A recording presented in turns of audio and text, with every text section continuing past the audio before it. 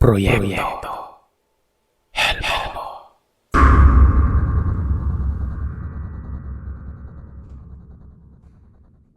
Minsan sa buhay natin, may mga bagay tayong ayaw na ayaw nating gawin. Pero kinakailangan. Hindi natin kontrolado ang sarili dahil may mga taong kumukontrol sa atin. May mga magulang na pansariling kapakanan lamang ang kanilang iniisip at hindi na nila inaalala pa kung ano ang kahihinatnan o mangyari sa buhay ng kanilang mga anak. Mapagpalang araw sa iyo, Sir Seth. Ako nga po pala si Divina, Tubong Samar. Hindi ko nababanggitin ang eksaktong lugar kung saan sa Samar.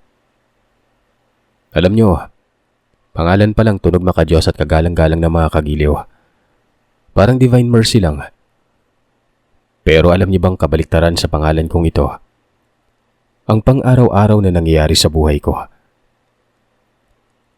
Aaminin ko sa inyong mala-impyerno ang naging buhay ko sa piling ng aking mga magulang. Unahan ko na kayo. Alam kong napaka-imposibleng paniwalaan ang karanasang ibabahagi ko sa inyo. Pero ito ay hango sa tunay kong karanasan. At nasa sa inyo na, hindi ko ipipilit kung maniniwala kayo o hindi. Matagal na panahon ang nakalipas. Dalawa lamang kaming magkapatid. Ako at si Kuya Marlon. Panganay siya at ako naman ang bunso. Bata pa lang, hindi nalingid sa amin ang mga kababalaghang ginagawa ng mga magulang namin. Ang palaging sinasabi ni tatay sa aming dalawa, si Kuya Marlon umano ang susunod sa yapak ng dalawa ni nanay bilang isang mambabarang. Tama kayo nang narinig. Nabibilang sa mga mambabarang ang mga magulang namin. Kinatatakutan sila sa lugar namin ng mga panahon na yon. Marinig nga lang ng mga kalapit-bahay ang pangalan ng mga magulang ko. Para silang mga dagang takot na takot. Umabot pa nga sa puntong ni isa ay walang gusto makipaglapit sa mga magulang ko. Dahil sa takot na nararamdaman. Lalong-lalo na sa aming dalawa ng kapatid ko. Walang gusto makipagkaibigan. Magdi-18 na ako nang magkaroon ng kasintahan ng kapatid ko noon. Tanging ako lamang ang nakakaalam sa sekreto niya dahil mahigpit na pinagbabawalan kaming dalawang magkaroon ng kasintahan. May nakalaan umano para sa amin kaya't huwag kaming magmadaling darating din kami sa ganong sitwasyon. Isa pa, papayag lamang ang aming amang magkaroon kami ng ganon kapag naisalin niya umano sa kapatid ko ang pagiging isang mambabarang. Ang kung sino mang sasaway sa mga patakaran ko, may matinding kaparaswang kakaharapin. Naiintindihan niyo ba? Babala sa amin ni tatay nun. Saglit kaming nagkatinginan ni Kuya Marlon. Nahihinuha ko naman sa mga mata ng kapatid kong tila ba nakikiusap itong wag akong maingay. Wag kong sabihin sa aming ama ang tungkol sa kasintahan niya. Ramdam na ramdam ko ang takot sa sarili nun. Kilala ko ang aking ama kung paano magalit. Para itong demonyo. Kahit na ano pa man ang mahawakan niya ay ihahampas niya yun. At wala siyang pakialam kahit na babae ako. Oras na magkamali ay makakatikim ako ng hambalos mula sa aking ama. Isa yun sa naging trauma ko mula pagkabata na dala-dala ko pa rin magpahanggang sa ngayon. Dahil sa babalang yun ng aking ama, isang pagpapasyang ginawa ng kapatid ko.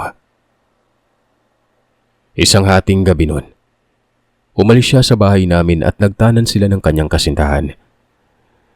Nangako siya sa akin na babalikan niya ako sa oras na makahanap siya ng trabaho at maging maayos ng pamumuhay nilang dalawa ni Ate Alona. Isa rin sa dahilan kung bakit siya umalis. Yun ay dahil sa ilang araw na lamang ay nakatakda ng isalin o ilipat ni tatay ang kaalaman nito kay kuya at ituro ang iba pang mga paraan kung paano mambarang. Ayaw ni Kuya Marlon na matulad sa mga magulang namin.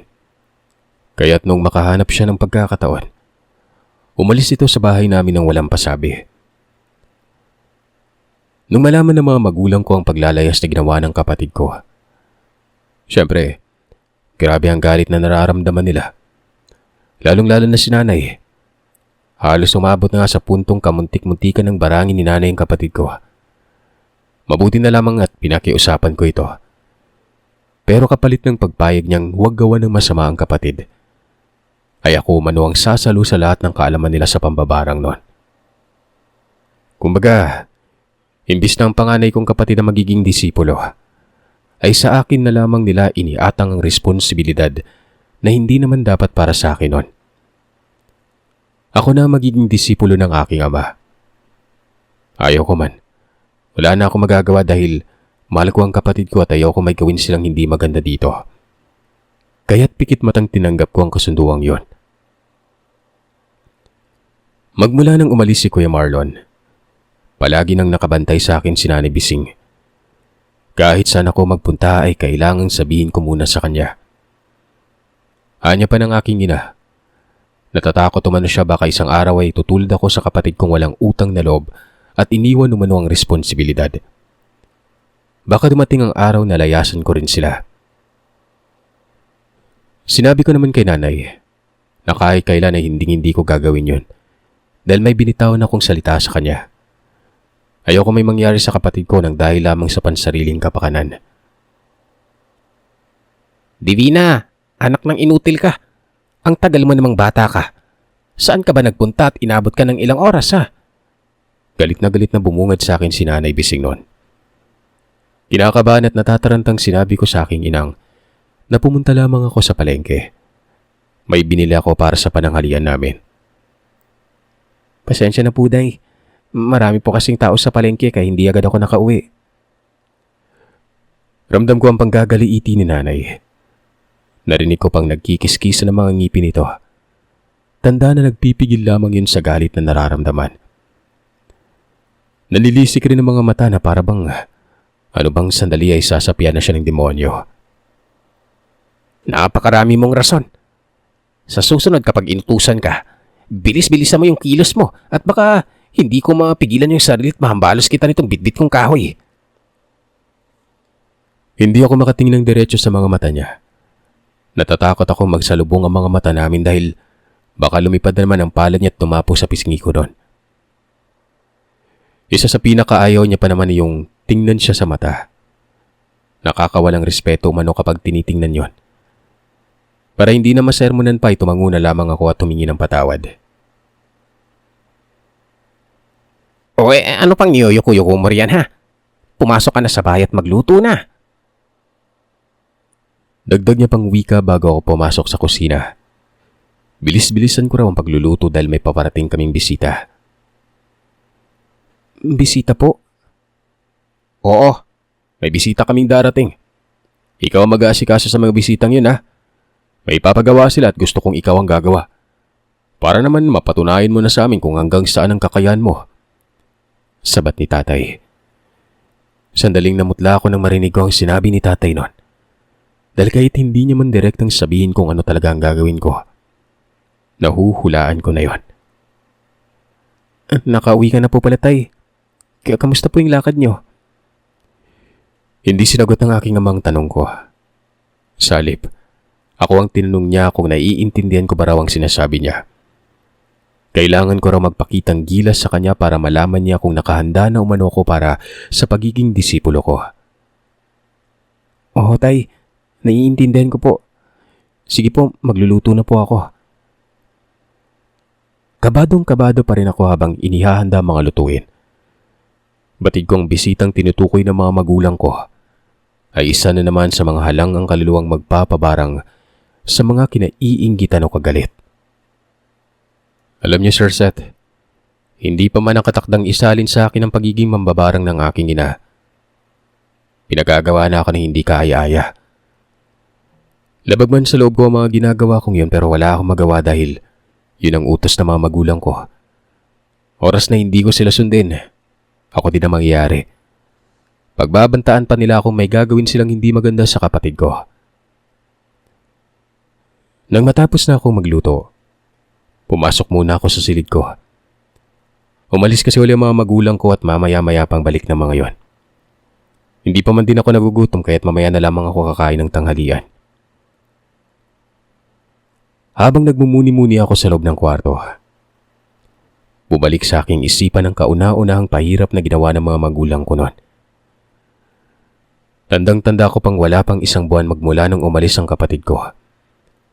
Isinalang kagad ako ng aking ina sa pambabarang. Sir Seth, isinangla niya ang kaluluwa ko sa alagad ng dilim. Maging ganap lamang akong mambabarang. Ayon kasi sa kanya, kapag tuluyan ng maangkin ng sinasamba nila ang kaluluwa ko, ay wala na akong kawala pa. Kahit na anong iwas ang gawin ko ay hindi ko na yun matatakasan pa. Kahit na lumayo pa man raw ako ay babalik at babalik pa rin ako sa pinagmulan. Marami silang mga bagay na ginawang pagpapahirap sa akin. Sumunod lamang ako sa kagustuhan nila. Naroroon yung ginugutom nila ako ng ilang araw nang sa ganon ay kusa ng sumunod ang katawan ko sa mga nais nilang ipagawa.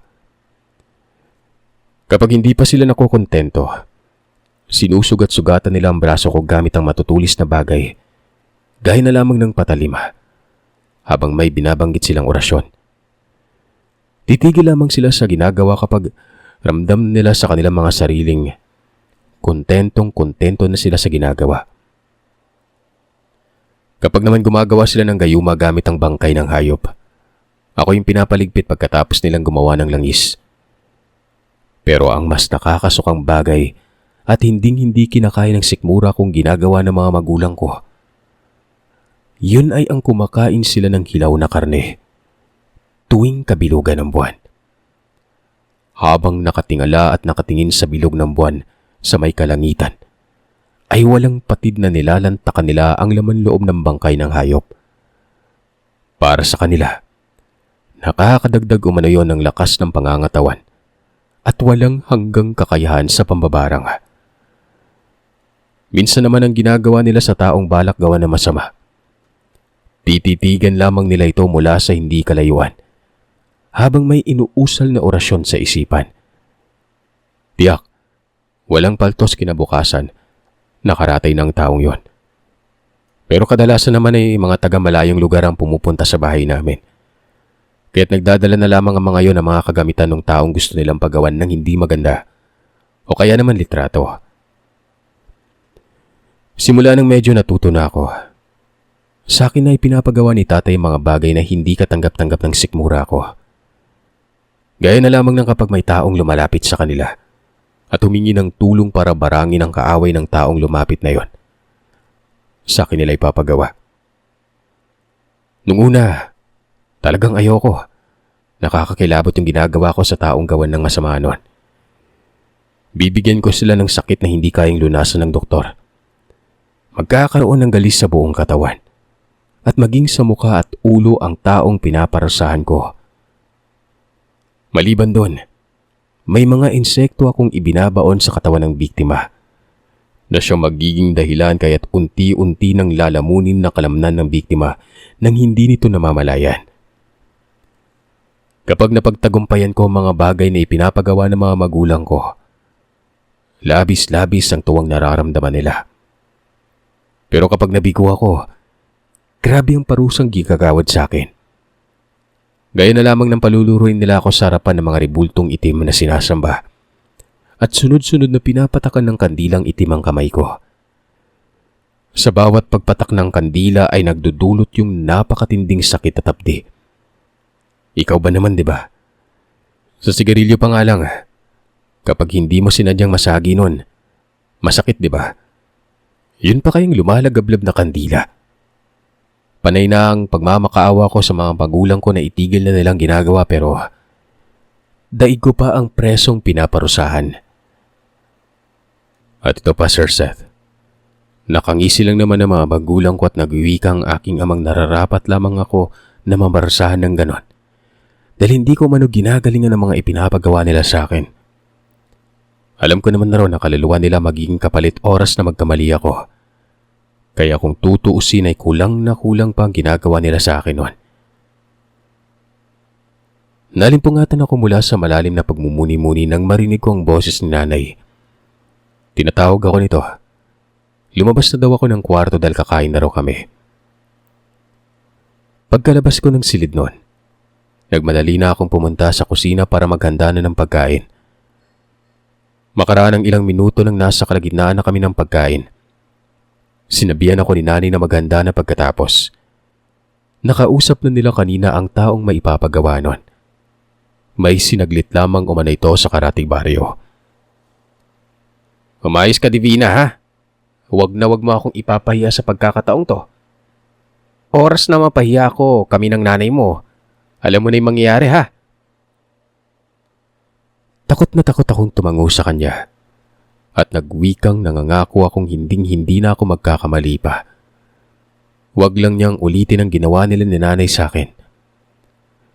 Matalim na tingin lamang ang naging tugon ng mga magulang ko sa akin noon. Nang matapos na akong kumain, nagmadali na akong pumunta sa silid at nagayos ng sarili. Nangangatog pa mga kamay ko habang nagbibihis doon at inaayos na mga gagamiting kagamitan sa pambabarang. Napapatanong na lamang ako noon kung kailan ako babalikan ni Kuya Marlon, na sana'y hindi pa huli ang lahat. Pasimple akong nagpunas ng luha. Hindi ko namamalayang sunod-sunod na palang pumatak yon. Ano? Hindi ka pa tapos dyan? Tanong ni nanay. Hindi pa hunay, pero malapit na po to. Abay, bilis-bilisan mo naman ang kinikilos mo riyan at parating na mga bisita natin. Ilang minuto lamang nakalipas matapos kong ayusin ang mga gamit ay siyang pagdating ng mga bisita. Bago ko pagawin ang proseso sa pambabarang ay binantaan pa ako ng aking ama't binulungang wag na wag umano akong pumalya. Huwag po kayo mag-alala, tay. Palagi ko hong tinatandaan yung mga sinasabi niyo. Mabuti naman kung ganun. Saglit pa silang nagkatinginan ni nanay tapos bumalik na ito sa mga bisita. Nang iabot na sa akin ang mga kagamitan ng taong gagawan ko ng hindi maganda, inumpisan ko na ang pambabarang. Alam kong lalaki na naman ang babarangin base na rin sa nakikita kong kagamitan na binigay.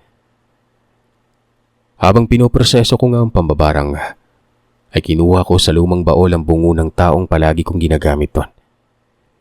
Nilagay ko sa loob ang kapirasong damit na ginupit ng taong babarangin ko. Pagkatapos ay nilagyan ko yun ng mga iba't ibang klaseng insekto.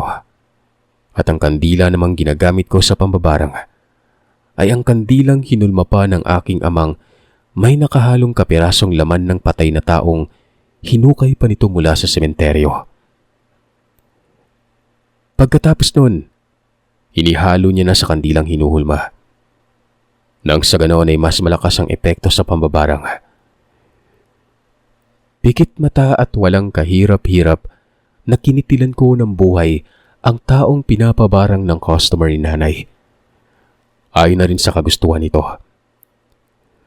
Masakit man para sa pamilyang mawawalan ng kasama sa buhay ay wala akong magawa. Dahil kung hindi ko magawa ng maayos, ako naman ang mabigyan ng kaparusahan ng mga magulang ko. Hindi ko alam kung sino bang dapat sisihin. Ang sarili ko ba? Ang kapatid kong naduwag sa responsibilidad o yung mga magulang kong nalulung na sa pagiging mambabarang at pinagkikitaan ng lihim na karunungan? Nang mapagtagumpayan ko ng ginagawang pambabarang, sinabi ko sa aking amang tapos na ang ipinapagawa niya. Hinang-hina na akong naglakad papunta sa kwarto pero bago pa man ako makapasok, nasipat kong inabutan ng malaking halaga ang aking ina ng customer nitong matanda. Pagpasok ko sa kwarto, muli ay doon ko ibinuhos sa mga luhang kanina pa nagpipigil tumulo.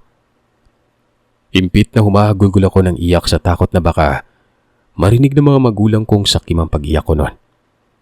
Dahilan para mapagalitan na naman ako. Halos hindi ako makapaniwala kung bakit nasadlak ako sa ganong klaseng buhay. Kung pwede lang mamili ng mga magulang, gagawin ko. At ipinapangako kong hindi ko gagawin ng mga kawalang hiya ang ginawa ko noon. Simula nga noon ay marami pa mga bagay na pinapagawa sa akin ng mga magulang ko. Marami akong mga taong nasaktan. kapalit ng perang ibinibigay ng mga taong lumalapit sa kanila. Hanggang sa isang trahedya ang nangyari noon. Namatay ang aking ama at hindi kalaunan, sumunod si nanay.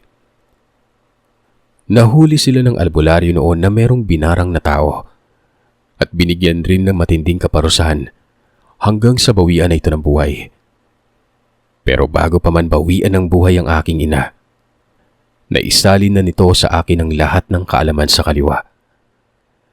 Lahat ng mga kagamitan nila ay binigay sa akin. At ang huling kahilingan ng aking ina ay wag na wag ko umanong itapon ng librong itim. Iyon naman ang pinakamahalagang kagamitan niya. Sa kagustuhan kong putulin na ang kaugnayan ko sa pagiging isang mambabarang, ibinaon ko sa likuran ng bahay namin ang lahat ng mga kagamitan ng mga magulang ko. Maging ang bungo ng tao, isinama ko rin yon. Pilit kong kinalimutan ang lahat ng mga masasamang gawain. Kapag may mga taong pumupunta sa bahay namin, ay hindi ko na pinagbibigyan pa ang kagustuhan nila. Paasik na pinapaalis ko sila noon at sinasabihang patay na ang mag-asawang mambabarang.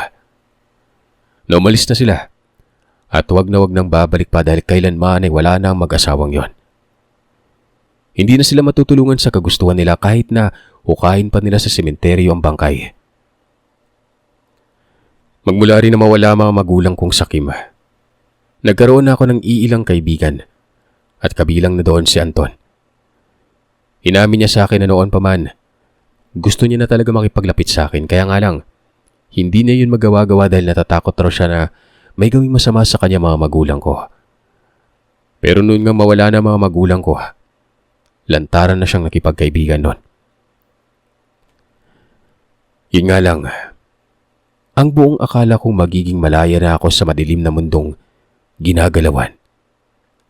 Panandalian lang pala. Makalipas lamang ang mahigit 1 buwan magmula nang namatay ang mga magulang ko. Halos mabaliw-baliw na ako. Kung ano-ano na ang mga naririnig at may mga bumubulong na sa isipan ko noon. Meron pang inuudyukan akong kitilin na umano ang buhay ko. Magbigti umano ako o kaya naman ay maghanap ako ng taong kikitilin ng buhay. Nang sa ganoon ay patuloy ko pa rin mapasunod ang mga gabay ng mga magulang ko noon. Gutom na umano ang mga ito at kailangan na nila ng makakain. Alam ko kung anong pagkain ang tinutukoy ng mga nilalang pero kahit na ano pa mang pag-uudyok ang gagawin ng mga yon, hindi ako nagpapatukso. Pilit kong hindi pinapakinggan ng mga bulong sa akin. Pero kahit ano pa man ang gawin ko, hindi talaga nila ako tinatantanan.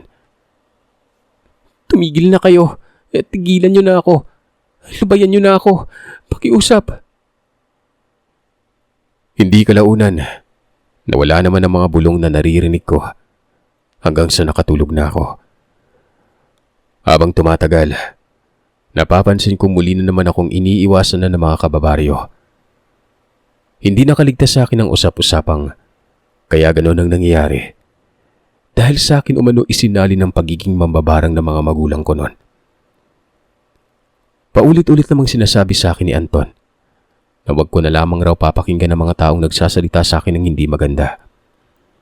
Kung may marinig man umano akong hindi kaaya-aya mga usap-usapan, hayaan ko na lamang umano. Huwag kong intindihin dahil hindi naman sila makakatulong sa akin. Isang araw, pagising ko, naramdaman ko ang pananakit ng katawan. Pakiwari ko, parang lalagnatin ako noon. Sobrang sakit ng ulo ko na para bang sasabog yon at napakapdi ng mga mata ko. Hindi na muna ako bumangon ng higaan. Nanlalata ang katawan ko at parang may kung anong butlig akong nakapa sa bandang leeg ko. Masakit yun ang kapain ko at nalalangkid na para bang sugat na nagnanaknak. Impit na napaigik ako nang maramdaman ko ang matinding sakit noon nang sinubukan kong gumalaw. Pakiramdam ko ay parang dinadaganan ako ng sandamakmak dahil sa hirap na hirap akong igalaw ang katawan ko noon. Makaraan ng ilang minuto, narinig ko ang boses ni Anton sa labas ng bahay. Sumigaw na lamang ako para marinig ni Anton ang boses ko. At yun nga, bumukas ang pintuan. Kasunod doon ay ang pagtawag ni Anton sa pangalan ko. Sinabi ko sa binatang nasa loob ako ng kwarto noon. Pumasok siya dahil hindi ko maigalaw ang katawan ko. Mabilis nang pumasok sa loob ng silid ko si Anton at nag-aalalang tinanong ako kung anong nangyari. Sinabi kong masama ang pakiramdam ko. Pero hindi ko na naituloy pa ang sasabihin ng sa walang ano-ano. Mabilis na lumapit si Anton. Nakita ko sa mga mata niya ang matinding pag-aalala. Agarang tinanong niya ako kung anong nangyari sa leg ko. Bakit may malaking sugat at parang may kung ano ang gumagalaw doon? Anong sinasabi mo? Balik na tanong ko sa kanya. Madali siyang naganap ng salamin at nang makita niyang maliit kong salamin ay inabot niya sa akin yon. Tinanggap ko yon at tiningnan mula sa salamin ang sinasabi niyang sugat. May malaki akong sugat sa bandang leeg. Para yung binahayan ng mga bubuyog. May mga butas pa na sinlaki ng D4 pako at may mga gumagalaw sa loob nun. Napapikit ako at hindi ko alam ang gagawin. At isa ako mambabarang pero ni minsan hindi ko pa nasubukang gamutin ang sarili. Kaya hindi ko alam kung ano ang gagawin. Sa unang tingin ko pa lang sa mga sugat ko ay alam ko nang kinulam ako. May pagsisisi sa sarili ko kung bakit hindi ko naramdaman ang bagay na yon. Bakit hindi ko alam na kinukulam na pala ako noon? O nga pala, tinalikuran ko na pala yung pagiging isang mambabarang at kapalit nun, kinalimutan ko na rin yung mga orasyong natutunan ko. Sad ko. Ano pa bang aasahan ko? May katagalan ng binaliwala ko ang utos ng mga nilalang na gabay ni nanay at tatay. Kung kaya naman asahan ko ng pababayaan din nila ako noon. Dadaling kita sa albularyo. May kakilala ko dito.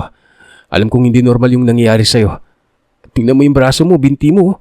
May mga nagnanaknak din na sugat. Sabi ni Anton. Ano? Albularyo? Nababaliw ka na ba, Anton? Kita mo naman mambabarang ako noon eh. Sa tingin mo ba tutulungan ako ng albularyo yung sinasabi mo? Diretsang tumango ang binata. At sinabihan niya akong huwag mag-alala dahil tutulungan naman ako noon. Hindi. Huwag na salamat na lang. Kaya ko na yung sarili ko. May takot akong nararamdaman noon, Sir Seth. Sa oras na makita ko ng albularyo. Napakarami kong kasalanang nagawa kaya't malabo pa sa baha ang sinasabi ng kaibigan ko na yon. Alam ko namang nagmamagandang loob lamang ito pero hindi talaga. Ayoko makaharap ang kahit sino man sa albularyo. Wala akong mukhang maihaharap sa kanila dahil isa akong masamang tao.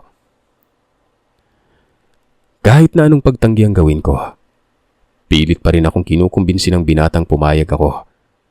Nang sa ganun ay magamot na mga sugat na biglang sumulpot sa balat ko noon. Kahapon kasi, wala naman umano yun kaya napaka-imposibleng normal lamang ama nakikita niyang sugat. Dagdag niya pang sabi, para lamang makumbinsi akong sumang-ayon. Wala umanong pinipili ang albularyong tinutukoy niya. Mapamasama man o hindi nun. Kung nakahanda namang talikuran ng isang tao ang nakaraang masamang gawain, bukas palad ang albularyong yon. Sabali ayun na nga. Tuluyan na nga ako ng kumbinsi ni Anton na pumunta sa albularyong sinasabi niya. Nang naroroon na kami, hindi muna ako tinanggap ng albularyo. Tinanggihan niya ako at sinabihang umuwi na raw ako dahil ayaw niyang tumanggap ng pasyenteng may maitim na pasensya. Lumayas ka rito sa bakuran ko ah! Mambabarang ka! Nakaramdam ako ng panlulumo. Hiyang-hiya ko sa sarili habang inaalalayan ni Anton. Lolo Banjo, makinig muna kayo sa sabihin ko. Patuloyin niyo kami. Sasabihin ko po yung lahat sa loob ng bahay mo. Pakiusap ni Anton. Wala akong pakialam sa taong yan, Anton. Kaya't kung maaari lang ay ialis mo yan sa bakuran ko. Hanggat may pagpipigil pa ako sa sarili at baka mapatay ko pang mambabarang na yan. Lolo Banjo, sige na po. Nakikiusap po ako sa inyo. Tulungan ninyo yung gamutin yung kaibigan ko. Tama na, Anton. Iuwi mo na lang ako. Sabi ko noon. Umiikot na ang paningin ko at sobrang sakit na ng katawan ko. Daig ko pang pinarusahan noon. Hindi pinakinggan ni Anton ang sinabi ko. Patuloy pa rin siyang nakikiusap sa kanyang abuelong albularyo. Dahil sa pakiusap niya ay pinatuloy kami ng matanda noon. May mga inusal itong orasyon bago ako pinapasok sa loob ng bahay. Nang nasa loob na kami, doon na sinabi ni Anton ang lahat-lahat sa kanyang lolo. Nakita ko namang matamang nakikinig lamang ang albularyo habang panay ang tingin sa akin kaya't sa tingin ko ay naniniwala siya sa mga sinasabi ng kaibigan ko. Gagamutin kita, iha. Kaibigan ka ng apo ko eh. Hindi naman siya sinungaling at naniniwala akong nagsasabi siya ng totoo. Pero oras na maramdaman at malaman kong pating itong apo ko ay niloloko mo Hinding-hindi ka na makakalabas pa ng buhay dito. Nilapitan ako nito at inumpisa ng panggagamot. Habang nag-uusal siya ng mga orasyon ay hindi ko mapigilan ang sariling mapasigaw. Napakasakit ng buong katawan ko. Parang may mga matutulis na kutsilyong tumatama sa balat ko noon. Tuwing nag-uusal ng orasyon ng matanda. Marami pa siyang mga ginagawang pagriritual at mga halamang dahon at langis na nilagay sa buong katawan. Sobra-sobra ang pagtitiis at pagtangis na ginawa ko. Gumaling lamang ako sa karamdaman. Makaraan lamang ang ilang minuto. Nakita kong gaya ko ay tagaktak na rin ang pawis na manggagamot at para bang nahihirapan siyang alisin ang kulam na sinasabi niyang nakabaon sa katawan ko. Hindi to pwede. Kailangan ko mag-isip ng paraan. Ano pong ibig mong sabihin, Lo? Tanong ni Anton. Saglit na huminga ng malalim ang albularyo at sinabi niyang nagawa niya ng lahat ng paraan para maalis lamang ang sumpa ng isang mangkukulam na nakabaon sa katawan ko. Pero kahit anong gawin niya ay wala pa rin. Sa palagay niya ay may tumutulong sa taong kumulam sa akin. Grabe ang galit ng mangkukulam na gumawa sa iyo nito. Aniya ng albularyong si Tata Banjo at sinabi niya pang malakas ang pakiramdam niyang naghihintay lamang ng tamang pagkakataon ng mangkukulam na yon na makaganti ito at ito na nga ang tamang pagkakataon. Kung minalas-malas ka nga naman ikaw pa ang nagantihan. Sandali. Hindi ba't ang sabi mo ay may katagalan ng hindi ka gumagawa ng pambabarang? Itinapon mo na yung mga kagamitan sa pambabarang ng mga magulang mo. Tumango ako at sinabing kasabay ng pagkawala nila. Kinalimutan ko na rin ang gawain sa pambabarang. Ang lahat ng alam ko mga kagamitan nila ay binaon ko na yun sa likuran ng bahay. Binanggit ko na rin sa kanya ang tungkol sa itim na libro at sa bungo ng taong ginagamit namin noon ng mga magulang ko. Kakamot-kamot naman ang albularyo at nagsabing kaya naman pala siya umano na hirapang gamutin ako. Yun ay dahil hindi pa tuluyang nasira ang mga kagamitan ng mga magulang ko sa pambabarang noon. Kailangan niya muna yung masira ng sa ganon ay wala nang hahadlang pa sa gagawin niyang gamutan. Tama nga ako. Kinukontra ng mga nilalang na gabay ng mga magulang mo ang ginagawa kong panggagamot sa katawan mo. Dapat ay masira ko muna yun para wala na tayong magiging problema pa. Sinabi ko sa kanyang sasamahan ko siya para maituro kung saan ko inilibing ang mga kagamitan. Umiling-iling ito at sinabihan akong wag na umano. Manatili na lamang ako sa bahay niya at siya nang bahalang tumuntun sa pinaglilibingan ng mga kagamitang yon. Saglit kaming nagkatinginan ni Anton. Ay naman kay Anton, magtiwala raw ako sa lolo niya. Gaya ng pagtitiwala niya dito. Tipid nang initian ko siya bilang tugon. Matapos kaming bilinan ng albularyo ay nagmadali na itong umalis. Lumipas sa mahigit 2 oras nun. Bumalik na siya at sinabi niyang naidispatcha niya na maayos sa mga kagamitan sa pambabarang. Naikulong niya na rin ang mga masasamang nilalang na gumagabay sa mga kagamitan at ang bungo ng taong ginagamit sa pambabarang. Binitbit niya. Pero nakabalot yun sa telang itim. Ibabalik niya yun sa sementeryo nang sa ganon ay tuluyan ng maputol ang pagiging isang mambabarang kumano. Kaya niyo pong gawin yon? Alisin yung pagiging mambabarang ko? Hindi makapaniwalang tanong ko. Oo, kaya kong gawin yon pero asahan mong hindi madali yung pagdadaanan mo bago tuluyang maalis sa yung pagbiging mabarang na yun ha. Wika ng albularyo. Sinabi niya sa akin na sa bahay niya na ako mananatili nang sa ganon ay magabayan niya raw ako noon. Sa mga araw na inaalis niya umano ang pagiging isa kong mamabarang, ay tutulong-tulong umano ako sa asawa niya sa mga gawaing bahay para hindi ako makaramdam ng pagkaburyo. Pero hanggat hindi pa maalis sa akin ang pambabarang, ay hindi ako pwedeng lumabas ng bakuran nila. Masasayang lamang umano ang lahat ng pinaghirapan niya kung gagawin ko ang mga bagay na ipinagbabawal niya noon. Kaya't ngayon pa lang, magdesisyon na umano ako. Nakaramdam ako ng pag-asa sa sarili nang marinig ko ang magandang balita ng albularyo. Hindi na nga nagpatumpik-tumpik pa at walang pagdadalawang isip na pumayag ako sa alok ng albularyo na tulungan ako magbagong buhay. Tinapos niya na ang paggagamot sa akin at sa kabutihang palad, natalo niya ang mangkukulam at napatay noon.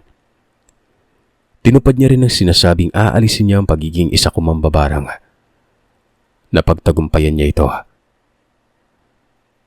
Sa ngayon, isa na akong ganap na manggagamot sa gabay ng lolo ni Anton. Mahirap ang naging proseso pero hindi ako sumuko gaya ng hindi pagsuko ng albularyong si Tata Banjo. Nagabayan ako at pilik na ibinabalik sa tamang landas. Tungkol naman sa kapatid ko, nagkita kami nung malapit nang maalis ng albularyo ang pagiging isa kong mambabarang. Ramdam ko yung pagsisisi niya at ipinaliwanag sa akin ang lahat kung bakit hindi siya nakabalik kaagad para kunin ako. Lingid sa kaalaman ko, grabe pala ang kamalasang pinagdaanan ng kapatid ko nung naglayas ito. At ayon sa kanya, malakas ang kutob niyang ang mga magulang namin ang dahilan ng lahat. Dahil magmula noong namatay ang mga ito, ay saka pa lamang umayos ang buhay niya. Panay ang paghingi nito ng tawad pero sinabi ko sa kanyang, wala yon. Noon pa man ay hindi ako nagtanim ng sama ng loob sa kanya. Alam ko namang darating ang araw na babalikan niya ako at magkakasama na ulit kami magkapatid noon.